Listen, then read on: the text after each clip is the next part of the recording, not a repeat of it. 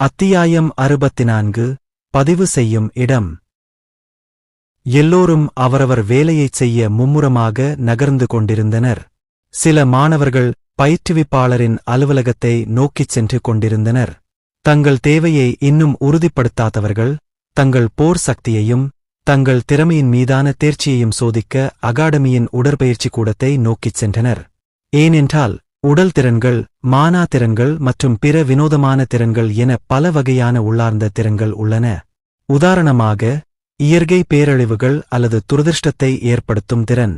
எனவே பொதுவாக ஒருவரின் திறனை சோதிக்க ஒரே ஒரு வழி மட்டுமே இருந்தது. மேலும் அது ஒரு சோதனை சாதனத்தை தாக்கும் ஒருவரின் திறனை பயன்படுத்துவதன் மூலம் அது அத்தகைய திறனின் அழிவுத்தன்மையை பதிவு செய்யும். மேலும் அந்த திறன் ஒரு உறுதியான திறனாக இல்லாவிட்டால் அந்த திறன் பயன்படுத்துபவர் தங்கள் திறன்களை வெளிப்படுத்த முடியும். ஏனெனில் இயந்திரம் அவர்களின் மூளை அலைகள் அல்லது அவர்களின் உடலில் இருந்து சேகரிக்கப்பட்ட பிற தரவுகள் மூலம் அவர்களின் திறன்களின் மீதான கட்டுப்பாட்டை அளவிடுகிறது. எப்படியிருந்தாலும் அந்த வினோதமான திறன்களைப் பொறுத்தவரை அவை சில நேரங்களில் அழிவுகரமானதாகவும் மற்ற நேரங்களில் பயனற்றதாகவும் இருப்பதால் அந்த திறன்களின் போர் வலிமையை அளவிடுவதற்கு அவை குறிப்பிட்ட வழி இல்லை என்பதால் நிலைமை மிகவும் சிக்கலானதாகிறது.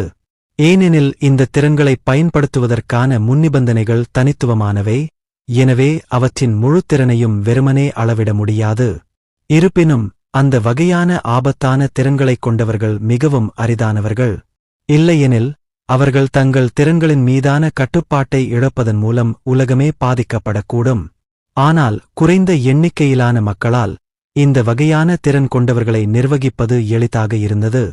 இந்த கட்டத்தில் ஏற்கனவே தங்கள் திறனின் போர் சக்தியை சோதித்துப் பார்த்து அறிந்தவர்கள் மற்றும் தேவையை பூர்த்தி செய்வதில் நம்பிக்கையுடன் இருந்தவர்கள் பல்கலைக்கழக நுழைவுத் தேர்வுக்கு பதிவு செய்ய நேராக பயிற்றுவிப்பாளர் அலுவலகத்திற்கு மட்டுமே செல்ல முடியும். தங்கள் பயிற்றுவிப்பாளரின் அலுவலகத்திற்கு பதிவு செய்வதற்காகச் சென்று கொண்டிருந்தவர்களில் மீருதனும் ஒருவன். அவனும் பயிற்றுவிப்பாளர் அலுவலகங்கள் இருக்கும் திசையை நோக்கிச் செல்வதை அனைவரும் பார்த்தபோது இந்த ஆள் இந்த ஆண்டு பல்கலைக்கழக நுழைவுத் தேர்வுக்கு பதிவு செய்ய முடியாது என்று உறுதியாக நினைத்ததால் அவனை விசித்திரமாக பார்த்தார்கள். இருப்பினும் அவர்கள் எதுவும் பேசவில்லை. அதற்கு பதிலாக மிருதன் பின்னர் பதிவு செய்ய முயற்சிக்கும்போது விரைவில் நிகழும் நல்ல நிகழ்ச்சிக்காக காத்திருந்ததால் அனைவரும் அமைதியாக இருந்தனர். பயிற்றுவிப்பாளர் அலுவலகத்தின் உள்ளே யாதவன் விழித்தெழுந்தவரின் அடையாளத்தை பார்த்தார். ஓ, ஒரு ரேங்க் குறைந்த நிலை. அப்போ நீங்க ஏற்கனவே இந்த நிலையை அடைந்துவிட்டீர்களா? ரொம்ப நல்லா இருக்கு, ரொம்ப நல்லா இருக்கு. என் மாணவன் எதிர்பார்த்தது போலவே. கதிர், திரேங் மிடில் ஸ்டேட், நீங்களும் உங்கள் பெயரை இங்கே பதிவு செய்யலாம். பயிற்றுவிப்பாளர் தனது மாணவர்களை எழுப்பியவரின் அடையாளத்தைச் சரிபார்த்தபோது அவர்களைப் பாராட்டினார். மிக விரைவில் பவநாதனின் முறை வந்தது. அனைவரும் உடனடியாக வாயை மூடிக்கொண்டனர். அவர்கள் அவரது முடிவுகளுக்காக மூச்சுத் திணறலுடன் காத்திருந்தனர். தனக்கு கவலை இல்லை என்பது போல பவநாதன் நிதானமான அடிகளில் பயிற்றுவிப்பாளரை நோக்கி முன்னேறி நடந்தான். எல்லாவற்றிற்கும் மேலாக கல்வி அமைச்சின் இயக்குனரின் மகனாக சாதாரண வழிகளை பயன்படுத்தி ஒரு பல்கலைக்கழகத்தில் சேர முடியாவிட்டாலும் சிறந்த பல்கலைக்கழகங்களில் ஒன்றில் நுழைவதற்கு எப்போதும் வேறு முறைகள் இருந்தன. இருப்பினும் அதைப் பற்றி அவர் கவலைப்பட வேண்டியதில்லை. எல்லாவற்றிற்கும் மேலாக அவரது தந்தையால் அவருக்கு வழங்கப்பட்ட வளங்களைக் கொண்டு அவரது வலிமையின் அளவைப் பொறுத்தவரை அல்லது அவரது திறனின் தேர்ச்சியைப் பொறுத்தவரை அவருக்கு எப்படி பற்றாக்குறை இருக்க முடியும்? அவர் பயிற்றுவிப்பாளரின் முன் நின்றபோது அவர் தனது அடையாள அட்டையை அவரிடம் சாதாரணமாகக் கொடுத்தார். பவநாதன், சிரேங் மிடில் ஸ்டேட், மோசமில்லை, பாஸ். நீங்க அங்க பெயரை பதிவு செய்யலாம். ஆமாம். பவநாதன் சுருக்கமாக பதிலளித்துவிட்டு பதிவு செய்ய பக்கவாட்டில் நடந்தான். அவருக்குப் பின்னால் அவரது தரவரிசையை கேட்டதும் கிட்டத்தட்ட அனைவரும் உடனடியாக விவாதத்தில் ஈடுபட்டனர். ஆச்சரியமாயிருக்கு, அவர் ஏற்கனவே சிரேங்ல இருக்காரு. திரேங்தான் நம்ம அகாடமியில பல்கலைக்கழக நுழைவுத் தேர்வுக்கு பதிவு செய்ய இதுவரைக்கும் யாரும் பயன்படுத்தாத உயர்ந்த ரேங்க். பெரும்பாலான மக்கள் வழக்கமாக இரேங்க் உயர் நிலையை பெற்றிருப்பார்கள். அதுதான் பதிவு செய்யத் தேவையான குறைந்தபட்ச தகுதி. அடடா, இயக்குனரின் மகனிடமிருந்து எதிர்பார்த்தது போலவே எனக்கு மிகவும் பொறாமையாக இருக்கிறது. என்னுடைய பதவி அந்த அளவுக்கு உயர்ந்திருக்க வேண்டும் என்று நான் விரும்புகிறேன். எங்களைப் போன்றவர்கள் கடின உழைப்பால் மட்டுமே எங்கள் தரவரிசையை உயர்த்துவது சாத்தியமில்லை. எனக்குத் தெரியும், துரதிர்ஷ்டவசமாக கடின உழைப்பைத் தவிர எங்கள் தரவரிசையை உயர்த்துவதற்கு அவர் வைத்திருக்கும் அளவுக்கு வளங்கள் எங்களிடம் இல்லை. உண்மையில் பணக்கார குடும்பங்கள் மட்டுமே தங்கள் குழந்தைகள் இவ்வளவு குறுகிய காலத்தில் இவ்வளவு பெரிய அளவில் தங்கள் திறனை வளர்த்துக் கொள்ள இவ்வளவு மகத்தான வளங்களை வாங்க முடியும். அவர்களுடைய வார்த்தைகளைக் கேட்டதும் பவநாதன் எந்த எதிர்வினையும் காட்டவில்லை. அவன் தனது கன்னத்தை உயர்த்தி ஆணவத்துடன் நடந்து சென்றான். இந்த பொத்து மக்களை ஒரு பார்வை கூட பார்க்கவில்லை. இருப்பினும் அவன் வரிசையாக நின்ற குழுவைக் கடந்து நடந்தபோது மக்கள் வரிசையில் ஒரு வினோதத்தைக் கவனித்தார். மிருதன் இங்க என்ன பண்றான்? அவன் தன் திறமையை எழுப்பிவிட்டானா? இல்ல, அது முடியாத காரியம். அப்புறம் அவன் அடிப்படை புள்ளிவிவரங்கள் அதிகமாக இருப்பதால தன்னை பாஸ் பண்ண விடுங்கன்னு பயிற்சியாளரிடம் கால்களில் விழுந்து கெஞ்சுவான் என்று நினைக்கிறேன். அப்படி என்றால் அந்த காட்சி மிக அற்புதமாக இருக்கும். ஹாஹாஹா, அதுதான் இருக்கணும். அவங்க உடல் புள்ளிவிவரங்கள் இரேங்க்கு சமமா இருக்கணும்னு எனக்கு ஜாபகம் இருக்கு. ஆனா அவங்க ரொம்ப கனவு காண்டாங்களா? அவங்க தோல்வியுற்றவங்கள அப்புறம் பார்க்கலாம். அப்படி நினைத்துக்கொண்டு அவன் தன் அடிகளை நிறுத்தி பக்கவாட்டில் நின்று மிருதனின் முறை எப்போது வரும் என்று காத்திருந்தான். இருப்பினும் வரிசையில் நின்ற மிருதனை பார்த்தபோது அவர் மட்டும் இதுபோன்ற எண்ணங்களை நினைக்கவில்லை. சிறிது நேரம் கழித்து மாணவர்கள் குழு ஒன்று தங்கள் பதிவை முடிக்கச் சென்றது. மிக விரைவில் இறுதியாக மிருதனின் முறை வந்தது. மிருதன் சாதாரணமாக பயிற்றுவிப்பாளரை நோக்கி நடந்தான். இருப்பினும் முன்பு போலல்லாமல் எப்போதும் தலையை குனிந்து வைத்திருந்து அவர்களின் பயிற்றுவிப்பாளரை பார்க்க பயந்தான். இந்த முறை அவன் அவரை நோக்கி நடக்கும்போது நேராகப் பார்த்தான். விசித்திரம், இந்த பையனுக்கு இன்னைக்கு ஏதோ பிரச்சனை இருக்கு. என்ன? பொறு, இந்த பையன் இங்கே என்ன பண்றான்? அவனுக்கு ஒரு பல்கலைக்கழகத்துல சேர வாய்ப்பு இருக்குன்னு நினைக்கிறானா? இவ்வளவு நேரமா நான் சொல்லிட்டு இருந்ததை அவன் கேட்கலையா? ஸ்ரீஜி, இவனுக்கு எல்லாம் அறிவு ஒண்ணும் இல்லையா? மிருதன் நெருங்கி வருவதை பயிற்றுவிப்பாளர் கவனித்தார். பின்னர் அவர் பல்கலைக்கழக நுழைவுத் தேர்வுக்கு தகுதியானவர் அல்ல என்றாலும் ஏன் பதிவு செய்ய வந்தார் என்பது குறித்து தொடர்ச்சியான எண்ணங்கள் எழுந்தன. மிருதன், நீ இங்கே என்ன செய்கிறாய்? நீ உன்னையும் அகாடமியையும் போதுமான அளவு அவமானப்படுத்தவில்லையா? நீ ஏன் இங்கு வந்தாய்?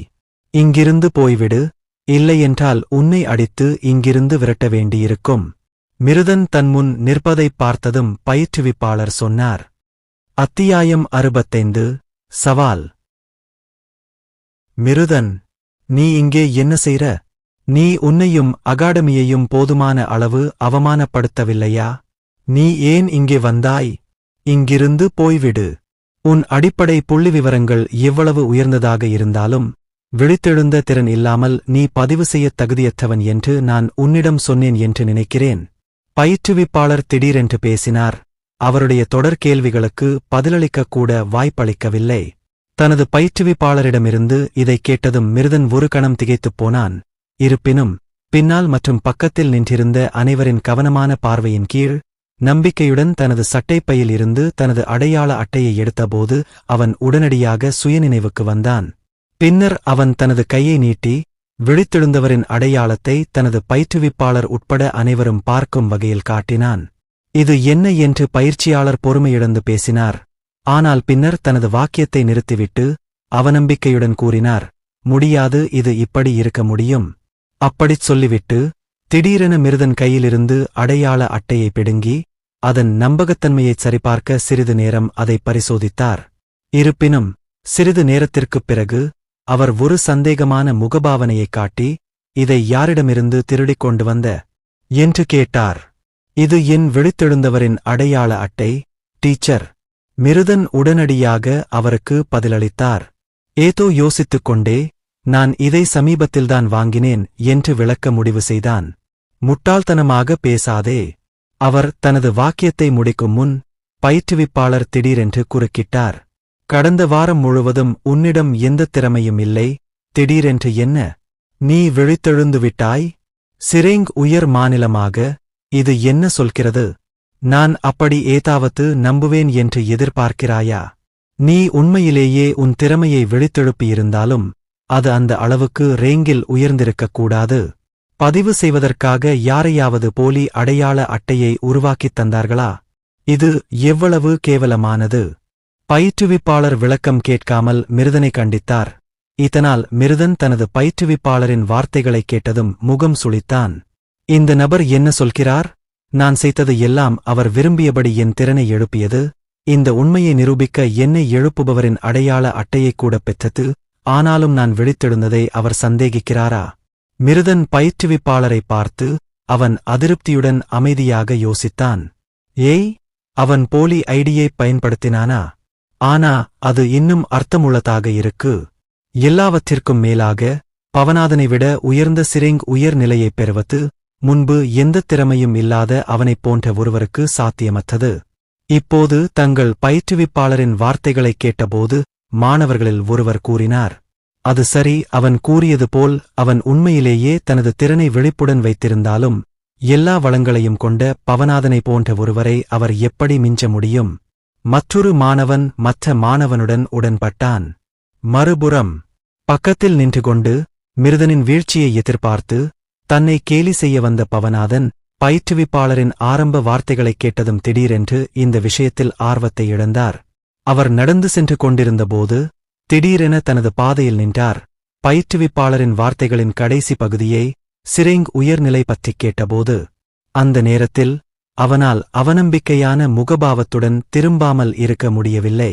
ஒரு சிரேங் உயர் மாநிலத்தவரே, இந்தக் குப்பை உண்மையில் சிரேங் உயர் மாநிலப் போர் திறமையால் விழித்தெழுந்ததா? அல்லது பல்கலைக்கழக நுழைவுத் தேர்வுக்கு பதிவு செய்ய போலி ஐடியை பயன்படுத்துவதாக பயிற்றுவிப்பாளர் கூறியது போலவா? அவன் உண்மையில் தனது திறனை விழித்தெழுப்பி இதுவே அவனது தற்போதைய தரவரிசையாக இருந்தால் மிருதனின் தரவரிசை என்னுடையதை விட உயர்ந்ததல்லவா? இதைப் பற்றி யோசித்துப் பார்க்கும்போது தூரத்தில் மிருதனின் உருவத்தைப் பார்த்துக்கொண்டு முகத்தைச் சுளித்து பவனாதனின் முகபாவனை தீவிரமாக மாறியது. இந்த நேரத்தில் மிருதன் தனது பயிற்றுவிப்பாளரை முகத்தில் ஆழ்ந்த முகச் சுளிப்புடன் தொடர்ந்து பார்த்துக்கொண்டே இருந்தான். இந்த நபர் நான் பலமுறை அகாடமியை அவமானப்படுத்தியதாகவும் இப்போது என் திறமையை விழித்துக் கொண்டதாகவும் சொல்லிக்கொண்டே இருந்தார். என்ன, நீங்கள் இன்னும் அந்த உண்மையைப் பற்றி மகிழ்ச்சியடையவில்லை? நான் உங்களிடம் உண்மையைச் சொல்லும்போது என்னை சந்தேகிக்கிறீர்களா? அந்த தர்க்கத்தில் என்ன இருக்கிறது? அவருடைய நோக்கம் எனக்கு ஏன் புரியவில்லை? மிருதன் இப்போது பேசத் தொடங்கிய தருணத்தில் தனது பயிற்றுவிப்பாளரின் செயலைப் பற்றி மிகவும் குழப்பம் அடைந்தான். உண்மையில் அவர்கள் ஒரு மாணவராகவும் ஆசிரியராகவும் இருந்தபோதிலும் இந்த பயிற்றுவிப்பாளர் ஒருபோதும் ஒன்றாக நடந்து கொள்ளவில்லை என்பதையும் அகாடமியில் அவன் செய்யும் எல்லாவற்றிலும் அவனுக்கு எதிராக அதிகமாக நடந்து கொள்வதையும் அவன் ஏற்கனவே கவனித்திருந்தான். டீச்சர், நான் என் திறமையை எழுப்பிவிட்டேன் என்று நீங்கள் நம்பவில்லை என்றால் இதை உறுதிப்படுத்துவது எளிது. நீங்கள் ஒரு ஸ்கேனரை பயன்படுத்தி என் அடையாள அட்டை மூலம் உறுதிப்படுத்தலாம், அல்லது நீங்கள் நேரடியாக என் திறமையைச் சரிபார்க்கலாம். இந்த பயிற்சியாளர் தன்னைத் தொடர்ந்து இழிவாகப் பார்ப்பதை அவன் அனுமதிக்கப் போவதில்லை, இனியும் அப்படித்தான் என்று மிருதன் முகத்தில் உறுதியான பார்வையுடன் கூறினான். முதலில் இது அவர்களுக்கு எதிரான அவனது பழிவாங்கலாக இருக்க வேண்டும் என்று கருதப்பட்டது. இருப்பினும் இந்த பயிற்றுவிப்பாளர் அவன் நினைத்ததை விட நியாயமற்றவராகத் தோன்றியது. ஆமா, அப்போ இதுல உனக்கு நம்பிக்கை இருக்கா? மிருதனின் உறுதியான வார்த்தைகளைக் கேட்டதும் பயிற்றுவிப்பாளர் ஆச்சரியத்துடன் கூறினார். இருப்பினும் அவர் விரைவில் ஒரு புன்னகையை வெளிப்படுத்தி பின்னர் கூறினார், சரி, நீயே அதைச் சொன்னாய். அதனால் பிறகு என்ன நடக்கிறது என்பதற்கு என்னைக் குறை சொல்லாதே. நான் உன் பயிற்றுவிப்பாளர் என்பதால் நானே உன்னை எதிர்த்துப் போராட முடியாது. இங்கே நீ ஒரு மேம்பாட்டு வகை திறன் பயனர் என்று கூறுகிறது. எனவே உன் கூறப்படும் திறனை பயன்படுத்தி உன் வகுப்புத் தோழனில் ஒருவனை எதிர்த்துப் போராடுவது எப்படி? அதன் மூலம் நீ உன் திறனை எழுப்பிவிட்டாயா இல்லையா என்பதை நாம் உறுதிப்படுத்த முடியும். உன் தரவரிசை ஜோடிக்கப்பட்டதா அல்லது உண்மையானதா என்பதையும் நாம் உறுதிப்படுத்த முடியும். பின்னர் அவர் பேசும்போது யோசித்தார். ஜிம் இப்போது பெரும்பாலும் காலியாக இருக்க வேண்டும், மற்ற தளத்தை அளவிட பயன்படுத்துபவர்களைத் தவிர. இருப்பினும் மிருதன் திடீரென்று தனது எண்ணங்களை நிறுத்திவிட்டு இதற்கு ஜிம்மிற்கு செல்ல வேண்டிய அவசியமில்லை, நாம் இங்கேயே இப்போதே முடிவு செய்யலாம் என்று மிருதன் அறிவித்தான். இதைச் சொல்லிவிட்டு அவன் தனது பயிற்றுவிப்பாளரின் கண்களை நேராகப் பார்த்துவிட்டு, டீச்சர் கவலைப்படவில்லையா? இந்த அறைக்கோ அல்லது யாருக்கும் எந்த சேதமும் ஏற்படாமல் தடுக்க உங்கள் டெலிகினிசிஸ் திறனை நீங்கள் எப்போதும் பயன்படுத்தலாம் என்று தொடர்ந்தான். அவன் சொன்ன இந்த முன்மொழிவால் பயிற்றுவிப்பாளர் ஆச்சரியப்பட்டார். ஏனெனில் அந்த இளைஞன் இவ்வளவு துணிச்சலுடன் அப்படி ஏதாவது சொல்வான் என்று அவர் எதிர்பார்க்கவில்லை.